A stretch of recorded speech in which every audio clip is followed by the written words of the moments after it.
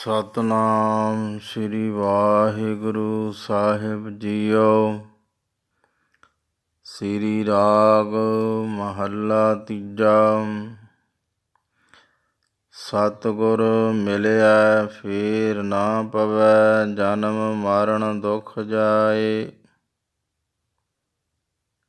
ਪੂਰੈ ਸ਼ਬਦ ਸਭ ਸੋਝੀ ਹੋਈ, ਹਰਿ ਨਾਮੈ ਰਹਿ ਸਮਾਏ। ਮਨ ਮੇਰੇ ਸਤਿਗੁਰ ਸਿਉ ਚਿਤ ਲਾਏ, ਨਿਰਮਲ ਨਾਮ ਸਦ ਨਵ ਤਨੋ, ਆਪ ਵਸੈ ਮਨ ਆਏ। ਰਹਾਉ ਹਰਿ ਜੀਉ ਰਾਖੋ ਆਪਣੀ ਸਰਣਾਈ, ਜਿਉ ਰਾਖਹਿ ਤਿਉ ਰਹਿਣਾ। ਗੁਰ ਕੈ ਸ਼ਬਦ ਜੀਵਤ ਮਰੈ, ਗੁਰਮੁਖ ਭਵਜਲ ਤਰਣਾ। ਵੱਡੈ ਭਾਗ ਨਾਉ ਪਾਈਐ, ਗੁਰਮਤਿ ਸ਼ਬਦ ਸੁਹਾਈ। ਆਪੇ ਮਨ ਵਸਿਆ ਪ੍ਰਭ ਕਰਤਾ, ਸਹਿਜੇ ਰਹਿਆ ਸਮਾਈ। ਇਕ ਨਾ ਮਨਮੁਖ ਸ਼ਬਦ ਨਾ ਭਾਵੈ, ਬੰਧਨ ਬੰਧ ਭਵਾਇਆ।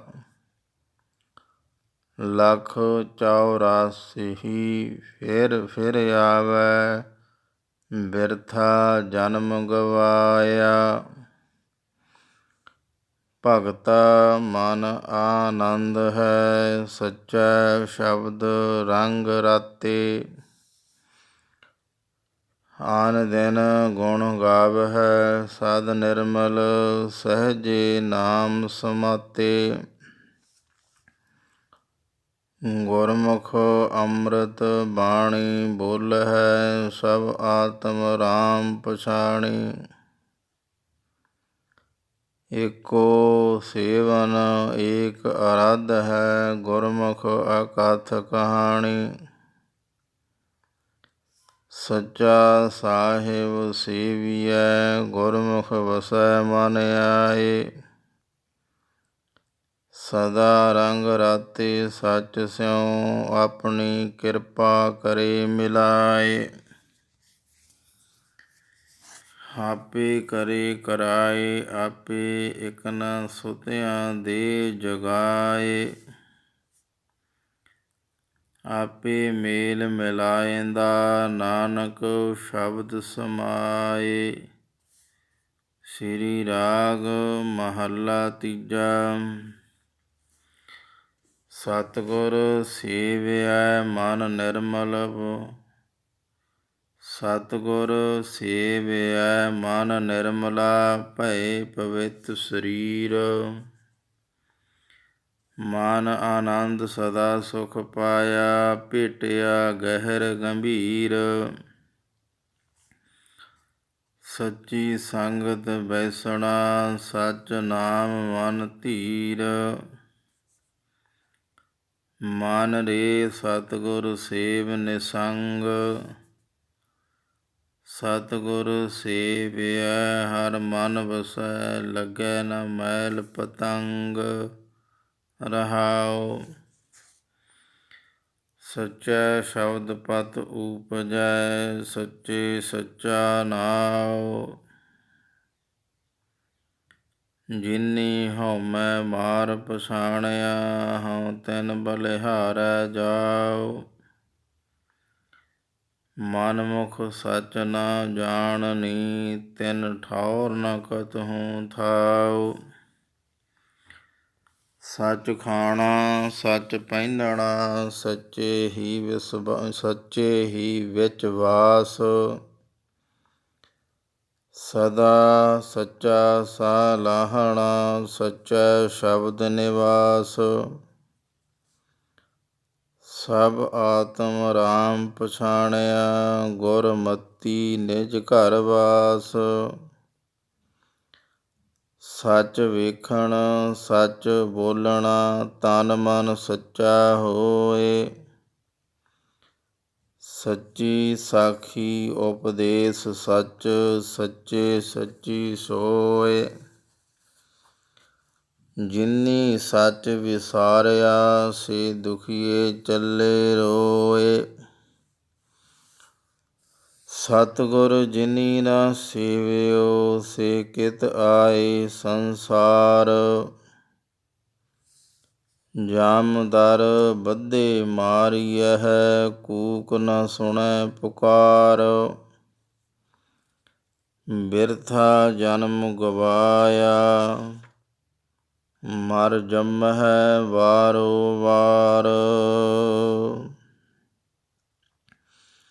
ਸਤਿਗੁਰ ਜਿਨੀ ਨਾ ਸੇਵਿਓ, ਸੇ ਕਿਤ ਆਏ ਸੰਸਾਰ। ਜਾਮਦਰ ਬੱਧੇ ਮਾਰੀਐ, ਕੂਕ ਨ ਸੁਣੈ ਪੁਕਾਰ।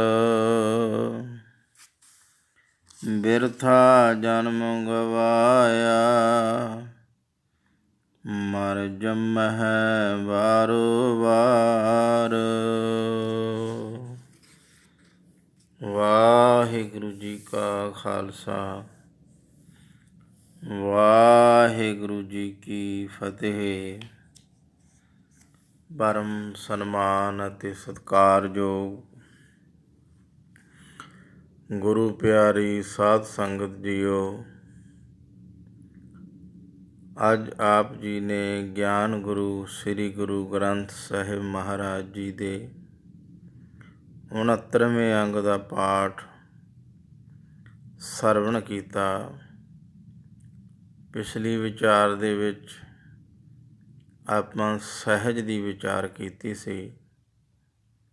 ਸੋ ਅੱਜ ਦੀ ਵਿਚਾਰ ਦੇ ਵਿੱਚ ਜਦੋਂ ਜੀਵ ਸਹਿਜ ਵਿੱਚ ਜਾਂਦਾ ਹੈ, ਸਹਿਜ ਵਿੱਚ ਰਹਿੰਦਾ ਹੈ, ਸਹਿਜ ਵਿੱਚ ਖਾਂਦਾ ਹੈ, ਸਹਿਜ ਵਿੱਚ ਹੀ ਪਹਿਨਦਾ ਹੈ, ਭਾਵ ਸਾਰਾ ਕਾਰ ਵਿਵਹਾਰ ਸਹਿਜ ਵਿੱਚ ਕਰਦਾ ਹੈ, ਅਤੇ ਉਹਦਾ ਜਿਹੜਾ ਅੰਦਰ ਦਾ ਸੁਭਾਅ ਹੈ ਉਹ ਸਾਧ ਸੰਗਤ ਜੀ ਬਦਲੀ ਹੋ ਜਾਂਦਾ ਹੈ। ਕਿਉਂ? ਜਦੋਂ ਸਹਿਜ ਵਿੱਚ ਹੀ ਵਰਤਣਾ ਹੈ, ਜਿਹੜਾ ਅੰਦਰੂਨੀ ਅੰਦਰ ਹਿਰਦਾ ਹੈ, ਹਿਰਦੇ ਦਾ ਜਿਹੜਾ ਸੁਭਾਅ ਹੈ ਉਹ ਵੀ ਸਾਧ ਸੰਗਤ ਜੀ ਫਿਰ ਜਦੋਂ ਬਾਹਰੋਂ ਸਹਿਜ ਗ੍ਰਹਿਣ ਕਰਦਾ ਕਰਦਾ ਹਿਰਦੇ ਤੱਕ ਪਹੁੰਚ ਜਾਂਦਾ ਹੈ। ਸੋ ਇਹ ਅੱਜ ਦੀ ਵਿਚਾਰ ਵੀ ਸਹਿਜ ਦੀ ਵਿਚਾਰ ਹੀ ਹੈ, ਕਿਉਂਕਿ ਆਪਾਂ ਪਿਛਲੀ ਵਿਚਾਰ ਵਿੱਚ ਇਹ ਬੇਨਤੀ ਕਰ ਚੁੱਕੇ ਹਾਂ ਕਿ ਜਿਹੜਾ ਜੀਵਨ ਹੈ, ਗੁਰਬਾਣੀ ਹੈ, ਇਹ ਸਹਿਜ ਅਵਸਥਾ ਦੀ ਬਾਣੀ ਹੈ, ਚੌਥੇ ਪਦ ਦੀ। ਇਹਦੇ ਵਿੱਚ ਨਾ ਰਾਜਗੁਣ, ਨਾ ਤਮਗੁਣ, ਨਾ ਸਤਗੁਣ। ਚੌਥਾ ਪਦ ਹੈ ਸਹਿਜ ਦਾ, ਅਡੋਲਤਾ ਦਾ। ਉੱਥੇ ਬੈਠ ਕੇ ਰੱਬ ਦੇ ਪਿਆਰਿਆਂ ਨੇ ਉਸ ਅਵਸਥਾ ਦੇ ਵਿੱਚ ਗੁਰਬਾਣੀ ਉਚਾਰਨ ਕੀਤੀ ਹੈ। ਸੋ ਅੱਜ ਦੀ ਵਿਚਾਰ ਦੇ ਵਿੱਚ ਆਪਾਂ ਇਹ ਸੰਖੇਪ ਵਿਚਾਰ ਕਰਨੀ ਆ ਵੀ ਜਿਨ੍ਹਾਂ ਦੇ ਅੰਦਰ ਸਹਿਜ ਆਉਣਾ ਸ਼ੁਰੂ ਹੋ ਜਾਂਦਾ ਉਹਨਾਂ ਦੀ ਨਿਸ਼ਾਨੀ ਕੀ ਹੁੰਦੀ ਹੈ। ਸਹਿਜ ਦੀ ਨਿਸ਼ਾਨੀ ਹੈ ਸੱਚ ਵੇਖਣ, ਸੱਚ ਬੋਲਣਾ, ਤਨ ਮਨ ਸੱਚਾ ਹੋਏ।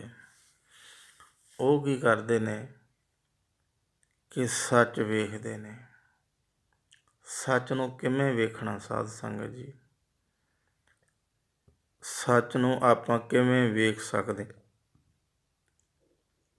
ਉਹਦਾ ਤਰੀਕਾ ਕੀ ਹੈ ਸੱਚ ਵੇਖਣ ਦਾ? ਉਹ ਇਹ ਹੈ, ਜਦੋਂ ਆਪਾਂ ਕਿਸੇ ਨੂੰ ਵੇਖਦੇ ਹਾਂ, ਮੰਨ ਲਓ ਆਪਾਂ ਪਕਸ਼ੀ ਨੂੰ ਵੇਖਦੇ ਹਾਂ, ਪਸ਼ੂ ਨੂੰ ਵੇਖਦੇ ਹਾਂ,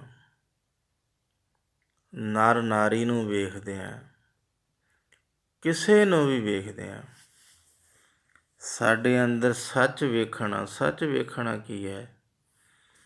ਆਪਾਂ ਇਹ ਵੇਖਾਂਗੇ ਵੀ ਜਿਹੜੀ ਜੀਵਨ ਰੌਂ ਸਾਡੇ ਅੰਦਰ ਚੱਲਦੀ ਹੈ ਸਦਾ ਕਾਲ, ਉਹੀ ਸਾਹਮਣੇ ਵਾਲੇ ਦੇ ਅੰਦਰ ਚੱਲ ਰਹੀ ਹੈ। ਜਿਹਦੇ ਵੱਲ ਆਪਾਂ ਵੇਖਾਂਗੇ, ਭਾਵੇਂ ਉਹ ਪਕਸ਼ੀ ਹੈ, ਪਕਸ਼ੀ ਦੀ ਉਦਾਹਰਣ ਲੈ ਲੈਂਦੇ ਹਾਂ ਵੀ ਜਿਹੋ ਜਿਹੀ ਸਾਡੇ ਅੰਦਰ ਜੀਵਨ ਰੌਂ ਚੱਲਦੀ ਹੈ, ਜਿਹਦੇ ਨਾਲ ਅਸੀਂ ਤੁਰ ਫਿਰ ਸਕਦੇ ਹਾਂ, ਜਿਹਦੀ ਕਿਰਪਾ ਦੇ ਨਾਲ ਅਸੀਂ ਬੋਲ ਸਕਦੇ ਹਾਂ, ਕਰਮ ਕਰ ਸਕਦੇ ਹਾਂ, ਇਹ ਪਕਸ਼ੀ ਦੇ ਅੰਦਰ ਵੀ ਸਾਡੇ ਵਾਲੀ ਹੀ ਰੌਂ ਚੱਲ ਰਹੀ ਹੈ। ਫਰਕ ਸਿਰਫ ਬੋਲੀ ਦਾ।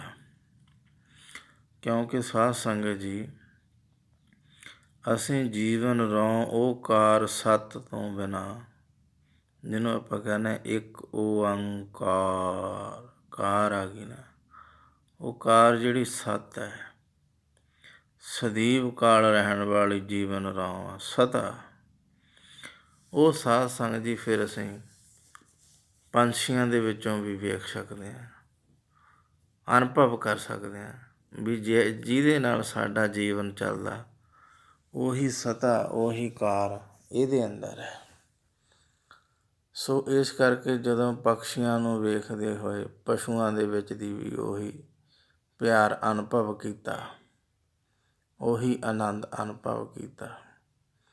ਫਿਰ ਮਨੁੱਖਾਂ ਦੇ ਵਿੱਚ ਆਪਾਂ ਵੇਖਦੇ ਹਾਂ ਵੀ ਜਿਹੜੀ ਰੌਂ ਸਾਡੇ ਅੰਦਰ ਹੈ, ਉਹੀ ਜੀਵਨ ਸਤਾ ਮੇਰੇ ਜੀਵਨ ਸਾਥੀ ਦੇ ਅੰਦਰ ਹੈ, ਮੇਰੇ ਪਰਿਵਾਰ ਦੇ ਅੰਦਰ ਹੈ, ਬੱਚਿਆਂ ਦੇ ਅੰਦਰ ਹੈ। ਉਹ ਸਾਧ ਸੰਗਤ ਜੀ, ਜਿਉਂ-ਜਿਉਂ ਅਸੀਂ ਇਸ ਵਿਧੀ ਦੁਆਰਾ ਅਨੁਭਵ ਕਰਦੇ ਹਾਂ, ਕਿਉਂਕਿ ਪਹਿਲਾਂ ਆਪਾਂ ਨੂੰ ਥੋੜ੍ਹਾ ਥੋੜ੍ਹਾ ਅਨੁਭਵ ਹੋਊਗਾ, ਫਿਰ ਆਪਾਂ ਅਨੁਭਵ ਦਾ ਆਨੰਦ ਮਾਣ ਸਕਦੇ ਹਾਂ। ਸੋ ਇਸ ਕਰਕੇ ਸਾਧ ਸੰਗਤ, ਜਦੋਂ ਅਸੀਂ ਇਸ ਤਰ੍ਹਾਂ ਵੇਖਣਾ ਸ਼ੁਰੂ ਕਰ ਦਿੰਦੇ ਹਾਂ ਆਪਣੇ ਜੀਵਨ ਨੂੰ, ਕਿਉਂਕਿ ਆਪਣਾ ਜੀਵਨ ਹੈ ਜਿਹੜਾ, ਉਹੀ ਦੂਸਰੇ ਦਾ ਜੀਵਨ ਆ, ਜਿਹੜਾ ਦੂਸਰੇ ਦਾ ਜੀਵਨ ਆ ਉਹੀ ਆਪਣਾ ਜੀਵਨ ਆ। ਸਿਰਫ ਸਾਡੀ ਬੋਲ ਬਾਣੀ ਅਤੇ ਸਾਡੇ ਕਰਮਾਂ ਦੇ ਵਿੱਚ ਫਰਕ ਹੈ, ਕਿਉਂਕਿ ਦੂਸਰੇ ਨੇ ਆਪਣੇ ਤਰੀਕੇ ਅਨੁਸਾਰ, ਆਪਣੀ ਲੋੜ ਅਨੁਸਾਰ ਕਰਮ ਕਰਨੇ ਨੇ, ਅਸੀਂ ਆਪਣੀ ਲੋੜ ਅਨੁਸਾਰ ਕਰਮ ਕਰਨੇ ਨੇ। ਸੋ ਇਸ ਕਰਕੇ ਸਾਧ ਸੰਗਤ ਜੀ, ਸੱਚ ਵੇਖਣ, ਸੱਚ ਬੋਲਣਾ। ਫਿਰ ਜਦੋਂ ਇਸ ਵਿਧੀ ਦੇ ਨਾਲ ਉਹ ਵੇਖਦਾ, ਫਿਰ ਸੱਚ ਬੋਲਣਾ, ਉਹਦੇ ਅੰਦਰੋਂ ਆਪ ਮੁਹਾਰੇ ਸੱਚ ਨਿਕਲਦਾ, ਝੂਠ ਨਹੀਂ ਨਿਕਲਦਾ। ਜਿਹੜਾ ਝੂਠ ਹੈ, ਇਹ ਸਾਧ ਸੰਗਤ ਜੀ ਨੁਕਸਾਨਦਾਇਕ ਹੈ। ਹੋ ਸਕਦਾ ਸਾਹਮਣੇ ਵਾਲੇ ਨੂੰ ਆਪਾਂ ਖੁਸ਼ ਕਰਨ ਦੇ ਲਈ ਝੂਠ ਬੋਲ ਦਈਏ, ਸਾਹਮਣੇ ਵਾਲਾ ਸਾਡਾ ਮਿੱਤਰ ਖੁਸ਼ ਹੋ ਜਾਵੇ, ਪਰ ਹੋ ਸਕਦਾ ਸਾਡੇ ਇੱਕ ਸੱਚ ਬੋਲਣ ਦੇ ਨਾਲ ਸਾਡਾ ਮਿੱਤਰ ਨਾਰਾਜ਼ ਹੋ ਜਾਵੇ। ਪਰ ਉਹ ਸੱਚ ਬੋਲਣਾ ਠੀਕ ਹੈ, ਮਿੱਤਰ ਦੀ ਨਾਰਾਜ਼ਗੀ ਹੁੰਦੀ ਆ, ਹੋ ਜਾਣ ਦਿਓ, ਪਰ ਉਹ ਸੱਚ ਨੇ ਸਾਧ ਸੰਗਤ ਜੀ ਅੱਗੇ ਜਾ ਕੇ ਪਤਾ ਨਹੀਂ ਉਹਦਾ ਕਿੰਨਾ ਕੁ ਭਲਾ ਕਰਨਾ ਹੈ। ਸੋ ਇਸ ਕਰਕੇ ਝੂਠ ਤੋਂ ਕਿਨਾਰਾ ਕਰਨਾ ਅਸੀਂ, ਕਿਉਂਕਿ ਬਾਣੀ ਸੱਚੀ ਹੈ। ਬਾਣੀ ਕੀ ਹੈ? ਸੱਚ ਹੈ ਵੀ ਸੱਚ, ਹੁਣ ਵੀ ਸ਼ਬਦ ਹੈ ਜਿਹੜਾ, ਇਹ ਸੱਚ ਹੈ। ਸ਼ਬਦ ਦਾ ਗਿਆਨ ਹੈ ਜਿਹੜਾ, ਸੱਚ ਹੈ। ਜੀਵਨ ਰੌਂ ਹੈ ਜਿਹੜੀ ਸਤਾ, ਉਹ ਕੀ ਹੈ? ਸੱਚ ਹੈ। ਹੁਣ ਵੀ ਸੱਚ ਹੈ। ਸੋ ਇਸ ਕਰਕੇ ਸੱਚ ਵੇਖਣ ਅਤੇ ਸੱਚ ਬੋਲਣ ਦੇ ਨਾਲ ਸਾਡਾ ਤਨ ਮਨ ਸੱਚਾ ਹੋਏ, ਸਾਡਾ ਤਨ ਵੀ, ਸਾਡਾ ਮਨ ਵੀ ਸੱਚਾ ਹੋ ਜਾਂਦਾ। ਫਿਰ ਇਸ ਵਿਧੀ ਦੁਆਰਾ ਅੱਗੇ ਕੀ ਹੁੰਦਾ? ਸੱਚੀ ਸਾਖੀ ਉਪਦੇਸ਼ ਸੱਚ, ਸੱਚੇ ਸੱਚੀ ਸੋਏ। ਸੋ ਇਸ ਕਰਕੇ ਫਿਰ ਉਹ ਜੀਵ, ਉਹ ਪ੍ਰਾਣੀ ਜਿਹਨੂੰ ਵੀ ਮਿਲਦਾ ਹੈ, ਉਹ ਸੱਚੀ ਸਿੱਖਿਆ ਹੀ ਦੇਣ ਦਾ ਯਤਨ ਕਰਦਾ ਹੈ, ਸੱਚਾ ਉਪਦੇਸ਼ ਹੀ ਦੇਣ ਦਾ ਯਤਨ ਕਰਦਾ ਹੈ। ਸੋ ਇਸ ਕਰਕੇ ਸਾਧ ਸੰਗਤ ਜੀ, ਅਤੇ ਜਿਹੜੀ ਸੱਚ ਦੀ ਵਿਚਾਰ ਹੈ, ਇਹ ਆਪਾਂ ਕਦੇ ਨਾ ਛੱਡੀਏ। ਭਾਵੇਂ ਕੋਈ ਸਾਡਾ ਮਿੱਤਰ ਨਾਰਾਜ਼ ਹੋ ਜਾਊ ਥੋੜ੍ਹੇ ਦਿਨਾਂ ਵਾਸਤੇ, ਪਰ ਫਿਰ ਆਪਾਂ ਉਹਨੂੰ ਇਹ ਸਮਝਾ ਸਕਦੇ ਹਾਂ ਵੀ ਇਹਦੇ ਨਾਲ ਤੇਰਾ ਭਲਾ ਹੋਣਾ ਹੈ। ਝੂਠ ਬੋਲ ਸਕਦੇ ਸੀ ਆਪਣੇ ਮਿੱਤਰਾਂ ਦੀ ਖੁਸ਼ੀ ਵਾਸਤੇ, ਘਰ ਪਰਿਵਾਰ ਦੀ ਖੁਸ਼ੀ ਵਾਸਤੇ, ਕਿੰਨਾ ਝੂਠ ਕਈ ਵਾਰੀ ਬੋਲਦੇ ਆ, ਸੋ ਇਸ ਕਰਕੇ ਸਾਧ ਸੰਗਤ ਜੀ ਸੱਚ ਬੋਲਣ ਦੇ ਨਾਲ ਨਾਰਾਜ਼ਗੀ ਥੋੜ੍ਹੀ ਜਿਹੀ ਹੋ ਜਾਂਦੀ ਹੈ, ਪਰ ਫਿਰ ਆਉਣ ਵਾਲਾ ਜਿਹੜਾ ਜੀਵਨ ਆ ਉਹ ਸੌਖਾ ਚਲਿਆ ਜਾਂਦਾ। ਪਰ ਜਿਨੇ ਸੱਚ ਵਿਸਾਰਿਆ ਸੇ ਦੁਖੀਏ ਚੱਲੇ ਰੋਏ।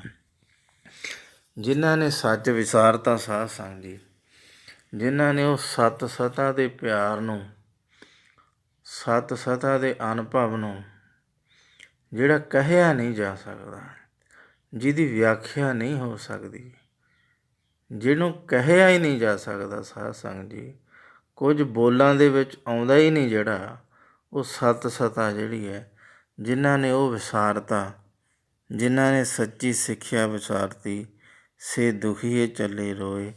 ਉਹ ਸੰਸਾਰ ਦੇ ਵਿੱਚ ਭਾਵੇਂ ਆਮ ਲੋਕਾਂ ਦੀ ਨਜ਼ਰ ਦੇ ਵਿੱਚ ਬੜੇ ਸੁਖੀ ਨੇ, ਬੜੇ ਆਨੰਦ ਵਿੱਚ ਰਹਿੰਦੇ ਨੇ, ਪਰ ਰੱਬ ਦੇ ਪਿਆਰਿਆਂ ਦੀ ਨਜ਼ਰ ਦੇ ਵਿੱਚ ਕੀ ਹੋ ਜਾਂਦਾ, ਉਹ ਦੁਖੀਏ ਚੱਲੇ ਰੋਏ। ਫਿਰ ਮਾਲਕ ਪ੍ਰਭੂ ਦੀ ਨਜ਼ਰ ਦੇ ਵਿੱਚ ਨਹੀਂ ਆਉਂਦੇ ਸਾਧ ਸੰਗਤ ਜੀ। ਉਹਨਾਂ ਦੇ ਜਿਹੜੇ ਅੰਦਰੋਂ ਜੀਵਨ ਨੇ ਉਹ ਬਹੁਤ ਹੀ ਦੁਖੀ ਹੁੰਦੇ ਨੇ। ਸੋ ਇਸ ਕਰਕੇ ਸਾਧ ਸੰਗਤ ਜੀ ਆਪਾਂ ਅੱਜ ਦੀ ਵਿਚਾਰ ਦਾ ਇਹ ਅਨੁਭਵ ਪ੍ਰਾਪਤ ਕਰਨਾ ਹੈ, ਜਿਹਨੂੰ ਵੀ ਦੇਣੀ ਆ ਸੱਚੀ ਸਿੱਖਿਆ। ਇਹ ਨਹੀਂ ਵੀ ਆਪਣੇ ਮਤਲਬ ਲਈ ਆਪਾਂ ਕਿਸੇ ਨੂੰ ਝੂਠੀ ਸਿੱਖਿਆ ਦੇ ਦਈਏ, ਝੂਠੀ ਸਿੱਖਿਆ ਦੁਆਰਾ ਦੇ ਕੇ ਕਰਮ ਕਰਾ ਕੇ ਅਸੀਂ ਆਪਣਾ ਮਤਲਬ ਕੱਢ ਲਈਏ। ਇਹ ਨਹੀਂ ਕਰਨਾ। ਜੋ ਉਪਦੇਸ਼ ਦੇਣਾ, ਜੋ ਵਿਚਾਰ ਕਰਨੀਆਂ, ਉਹਦੇ ਵਿੱਚ ਆਪਣਾ ਵੀ ਭਲਾ ਹੋਵੇ ਅਤੇ ਦੂਸਰੇ ਦਾ ਵੀ ਭਲਾ ਹੋਵੇ। ਪਹਿਲਾਂ ਦੂਸਰੇ ਦਾ ਭਲਾ, ਫਿਰ ਆਪਣਾ ਭਲਾ। ਸੋ ਇਸ ਕਰਕੇ ਸਾਧ ਸੰਗਤ ਜੀ ਇਸ ਵਿਧੀ ਅਨੁਸਾਰ ਜਦੋਂ ਅਸੀਂ ਵਰਤਾਅ ਸ਼ੁਰੂ ਕਰਾਂਗੇ, ਫਿਰ ਉਹ ਦਿਨ ਦੂਰ ਨਹੀਂ ਜਦੋਂ ਧਰਤੀ ਸਵਰਗ ਦਾ ਰੂਪ ਬਣ ਜਾਵੇਗੀ। ਸੋ ਸੱਚੀ ਸਿੱਖਿਆ ਦੁਆਰਾ ਪਹਿਲਾਂ ਦੂਸਰੇ ਦਾ ਭਲਾ, ਉਹਦੇ ਭਲੇ ਦੁਆਰਾ ਆਪਣਾ ਭਲਾ ਹੋ ਜਾਂਦਾ ਹੈ। ਕਿਉਂਕਿ ਸੰਸਾਰ ਦੇ ਵਿੱਚ ਅਨੇਕਾਂ ਵਿਚਾਰਾਂ ਦੇ ਮਨੁੱਖ ਨੇ। ਕਈ ਉਹ ਨੇ ਜਿਹੜਾ ਦੂਸਰੇ ਦਾ ਭਲਾ ਸੋਚਦੇ ਆ ਵੀ ਇਹਦਾ ਭਲਾ ਕਰਨ ਦੇ ਨਾਲ ਮੇਰਾ ਵੀ ਭਲਾ ਹੋ ਜੂ। ਕਈ ਇਹੋ ਜਿਹੇ ਲੋਕ ਨੇ ਜਿਹੜੇ ਕਹਿੰਦੇ ਆ ਵੀ ਮੇਰਾ ਭਲਾ ਹੋ ਜਾਵੇ ਭਾਵੇਂ ਦੂਸਰੇ ਦਾ ਨੁਕਸਾਨ ਹੋ ਜਾਵੇ। ਇਸ ਤਰ੍ਹਾਂ ਦੇ ਵੀ ਹੈਗੇ ਆ। ਕਈ ਇਸ ਤਰ੍ਹਾਂ ਦੇ ਨੇ ਸਾਧ ਸੰਗਤ ਜੀ ਜਿਹੜੇ ਕਹਿੰਦੇ ਆ ਵੀ ਮੇਰਾ ਨੁਕਸਾਨ ਹੁੰਦਾ ਹੋ ਜਾਵੇ, ਪਰ ਮੈਂ ਕਿਸੇ ਦੂਸਰੇ ਦਾ ਭਲਾ ਨਹੀਂ ਹੋਣ ਦੇਣਾ, ਉਹਦਾ ਵੀ ਨੁਕਸਾਨ ਕਰਨਾ। ਆਪਣਾ ਨੁਕਸਾਨ ਕਰਕੇ ਦੂਸਰੇ ਦਾ ਨੁਕਸਾਨ ਕਰਦੇ ਆ। ਕਈ ਆਪਣਾ ਵੀ ਭਲਾ ਕਰਦੇ ਆ ਅਤੇ ਦੂਸਰੇ ਦਾ ਵੀ ਭਲਾ ਕਰਦੇ ਆ। ਸੋ ਕਈ ਐਸੇ ਹੁੰਦੇ ਨੇ ਜਿਹੜੇ ਸਤਿਪੁਰਸ਼ ਹੁੰਦੇ ਨੇ, ਉਹ ਕਹਿੰਦੇ ਮੇਰਾ ਜੇ ਥੋੜ੍ਹਾ ਬਹੁਤਾ ਨੁਕਸਾਨ ਹੁੰਦਾ ਹੋ ਲੈਣ ਦਿਓ, ਪਰ ਦੂਸਰੇ ਦਾ ਕੀ ਹੈ, ਭਲਾ ਹੋਵੇ। ਸੋ ਇਹ ਤਰ੍ਹਾਂ ਦੇ ਸਾਧ ਸੰਗਤ ਜੀ ਸੰਸਾਰ ਦੇ ਵਿੱਚ ਪ੍ਰਾਣੀ ਵਿਚਰਦੇ ਨੇ। ਮਹਾਨ ਪ੍ਰਾਣੀ ਨੇ ਜਿਹੜੇ ਆਪਣਾ ਥੋੜ੍ਹਾ ਬਹੁਤਾ ਨੁਕਸਾਨ ਕਰਕੇ ਵੀ ਦੂਸਰੇ ਦਾ ਭਲਾ ਕਰਦੇ ਆ। ਉਹ ਮਹਾਨ ਵਿਅਕਤੀ ਨੇ 2 ਨੰਬਰ 'ਤੇ ਉਹ ਜਿਹੜੇ ਆਪਣਾ ਵੀ ਭਲਾ ਅਤੇ ਦੂਸਰੇ ਦਾ ਵੀ ਭਲਾ ਕਰਦੇ ਨੇ। ਅਤੇ ਕਈ ਸਾਧ ਸੰਗਤ ਜੀ ਇਸ ਤਰ੍ਹਾਂ ਦੇ ਨੇ ਜਿਹੜੇ ਆਪਣਾ ਨੁਕਸਾਨ ਕਰਕੇ ਦੂਸਰੇ ਦਾ ਨੁਕਸਾਨ ਕਰਦੇ ਆ। ਉਹ ਕਹਿੰਦੇ ਵੀ ਆਪਣਾ ਨੁਕਸਾਨ ਹੁੰਦਾ ਹੋ ਲੈਣ ਦਿਓ, ਪਰ ਉਹਦਾ ਆਪਾਂ ਭਲਾ ਨਹੀਂ ਹੋਣ ਦੇਣਾ, ਉਹਦਾ ਇਹ ਕਰਮ ਨਹੀਂ ਹੋਣ ਦੇਣਾ। ਸੋ ਅਨੇਕਾਂ ਵਿਚਾਰਾਂ ਦੇ ਲੋਕ ਨੇ। ਸੋ ਇਸ ਕਰਕੇ ਆਪਾਂ ਇਹ ਅੱਜ ਵਿਚਾਰ ਧਾਰਨ ਕਰਨੀਆਂ, ਸੱਚ ਵੇਖਣ, ਸੱਚ ਬੋਲਣਾ, ਤਨ ਮਨ ਸੱਚਾ ਹੋਏ। ਇਹਦੇ ਨਾਲ ਸਾਡਾ ਤਨ ਅਤੇ ਸਾਡਾ ਮਨ ਸੱਚਾ ਆਨੰਦ ਸ਼ਾਂਤੀ ਸਰੂਪ ਹੋ ਜਾਂਦਾ ਹੈ।